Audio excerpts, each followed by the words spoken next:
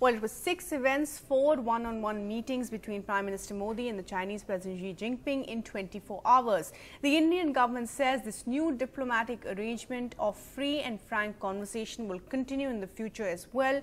The two leaders will give strategic guidance to the militaries to resolve differences through established mechanisms peacefully. Also is what the Foreign Secretary said in a briefing this morning. Information sharing will also be improved, as will be the trade relationships that will be made more sustainable. And in a move that could upset Pakistan, Prime Minister Modi and the President Xi Jinping also agreed to undertake a joint India-China economic project in Afghanistan, sources have told NDTV. Prime Minister is in Wuhan for the informal summit with President Xi Jinping. I believe some details of the program have already been shared with you.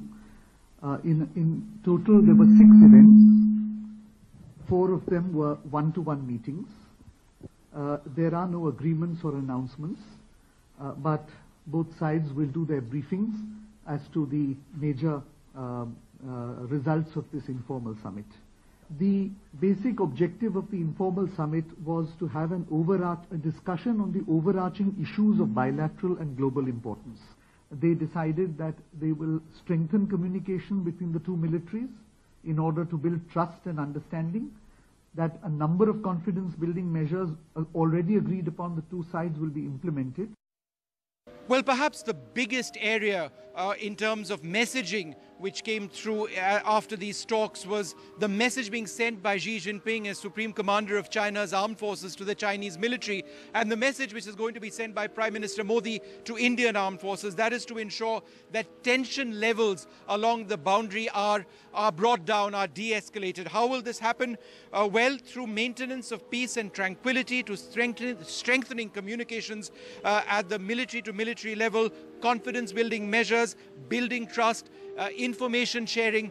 These are instructions being given to the militaries of both sides. Will this prevent a scenario like Doklam happening in the future? We don't know, but the message being sent by President Xi Jinping and Prime Minister Modi to the militaries is de-escalate, keep tensions at moderate levels, try and de-escalate those tensions and look towards the future and the possible solution to a lot of the outstanding issues.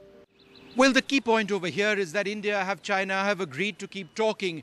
Prime Minister Modi and President Xi Jinping will be meeting in the future as well to ensure that this level of strategic communication continues. Existing mechanisms will be used to look at how India and China will collaborate and try and find a way out of the pressing issues.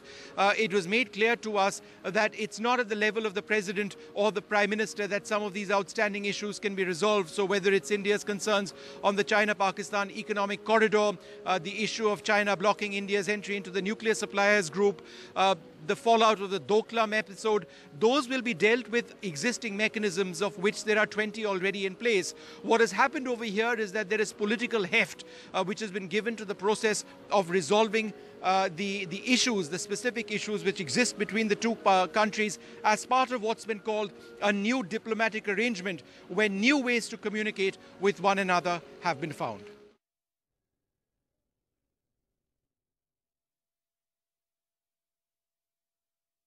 Well, quite clearly, one of the most interesting developments which did take place, and we've picked this up from sources, is that India and China will be collaborating on a joint economic project in Afghanistan. So in terms of something new which has been absolutely agreed upon, this could be a big start. Now, Afghanistan, remember, is an area of strategic significance, not just for India, but also for China and Pakistan as well.